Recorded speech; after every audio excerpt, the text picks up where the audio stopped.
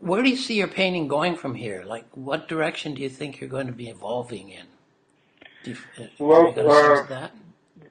those paintings that I mentioned, they're all based on the image and looking at an image. So it's not like that I'm going to landscape or I do the No, portraits of someone who's sitting, no. which is also possible to do. I don't. It's not excluded. But I have certain interest in this computer graphics and like what they call it concept art and maybe matte paintings. And actually, this picture of Amadeus Return that was originally my try to make something that digitally. So and probably I'm gonna go in that direction. So. Okay, yeah, So probably I will. I mean, that's the direction that I'm already going. Just a question of yeah, themes that I'm going to choose, and also I'll make more of these landscapes. yeah. I can still thinking of this theme of landscape as icon and working on the icon rather than on the actual physical landscape out there. Yes, and some of them are more obvious. For example, you have this uh, uh, iconic part of the picture that you recognize the location Yeah, and place, and but also I'm trying to this subjective part on those yeah, pictures is very strong, and it goes basically through painterly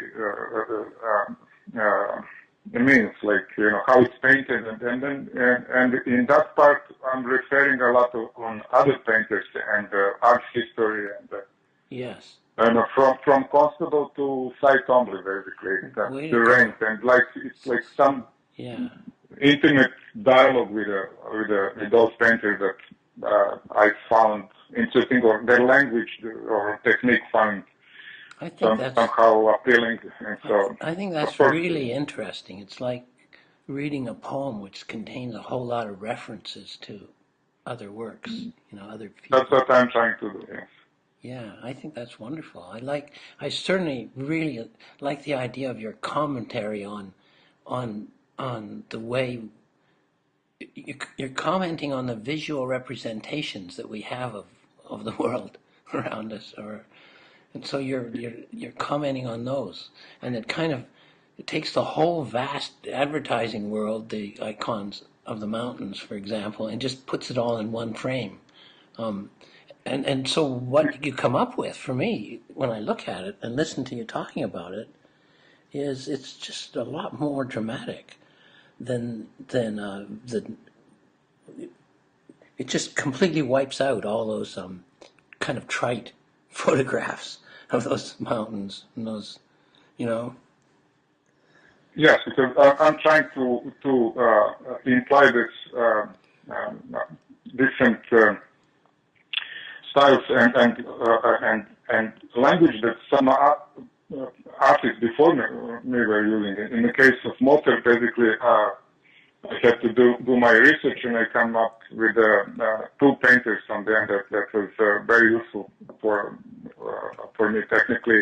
It's Fragonard's work that is more expressive, part of his work is more expressive and more, on the other side, more academic, and I found that on the end Gainsborough's work very useful for the. So maybe although this original most of the image should be Austrian, but somehow I found those two other painters who were those? more There was more Fragonard. Did you mention Fragonard, and who was the other one?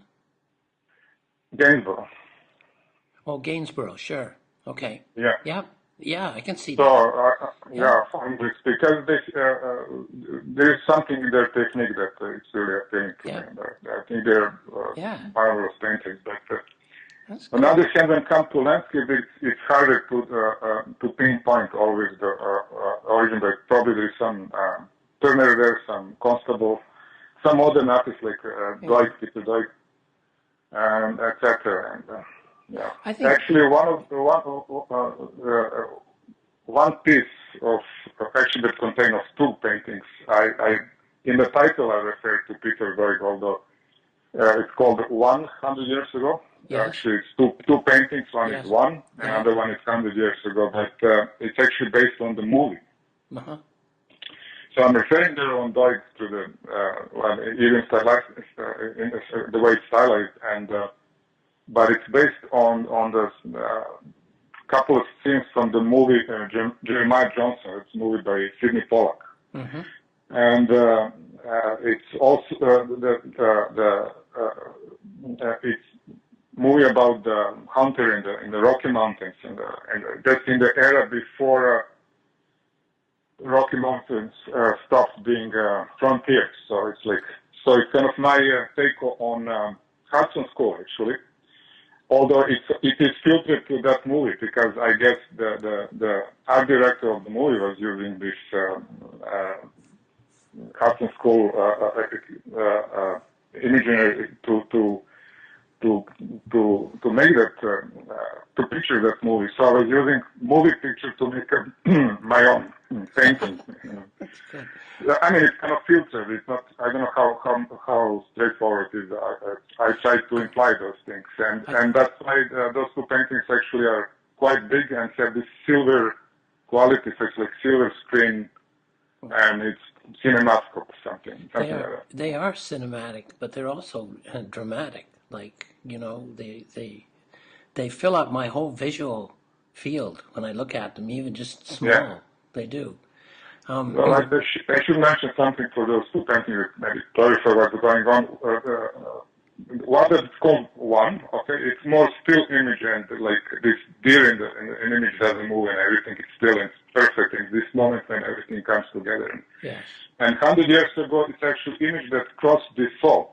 So it's not very obvious if you just look at painting, it looks more abstract, but actually what is happening is actually it crossed this solving, and that's, cinematic technique that you're going into the next thing. So it dissolves as you go. Yeah, cross dissolve. Yeah. Yeah. So basically, those two paintings should be looked together somehow. I find, I'm getting very excited by your work and the way you talk about it. I like this a lot.